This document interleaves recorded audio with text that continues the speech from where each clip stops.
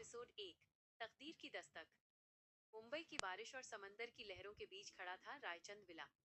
White marble से बना ये घर किसी महल से कम नहीं था।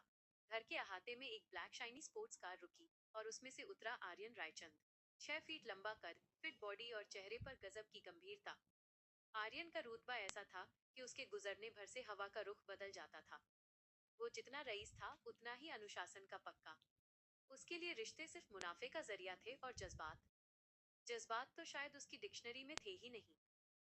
आर्यन ने अपनी कलाई पर बंधी करोड़ों की घड़ी देखी और मन ही मन सोचा, वक्त सबसे कीमती है और लोग इसे फालतू की बातों में बर्बाद करते हैं। मुझे अपनी अगली बोर्ड मीटिंग की तैयारी करनी है। भावनाओं के लिए मेरे पास न समय है और न जगह।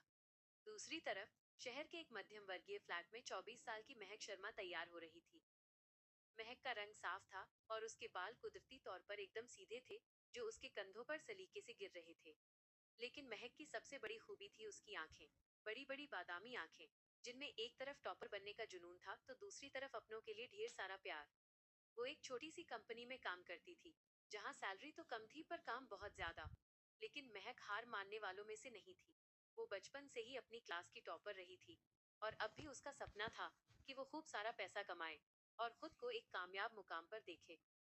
महक ने आईने में खुद को देखा और अपने झुमकों को ठीक करते हुए सोचा, महक, आज तेरा नया दिन है। बस नर्वस मत होना। माना कि तेरे पास बड़ी कार नहीं है, पर तेरे पास मेहनत करने का जज्बा तो है। मम्मी और पापा के सपनों को पूरा करने की जिम्मेदारी अब तेरी है। बस एक बार करियर सेट हो जाए फिर देख लेना। आर्यन के घर का माहौल हमेशा तनावपूर्ण रहता था। उसके पापा बिजनेस मीटिंग्स और कॉन्ट्रैक्ट्स के अलावा कुछ नहीं जानते थे और उसकी मम्मी हमेशा हाई प्रोफाइल पार्टीज में बिजी रहती थी। आर्यन का इकलौता सहारा थी उसकी दादी। उनके घर में आर्यन का चचेरा भाई ईशान भी रहता था, जिसके मम्मी पापा अब इस दुनिया में नहीं थे।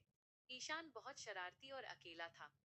महक को उसी ईशान को ट्यूशन पढ़ाने के लिए रायचंद विला जाना था। बारिश शुरू हो चुकी थी और महक अपनी स्कूटी से भीगती हुई वहां पहुंची।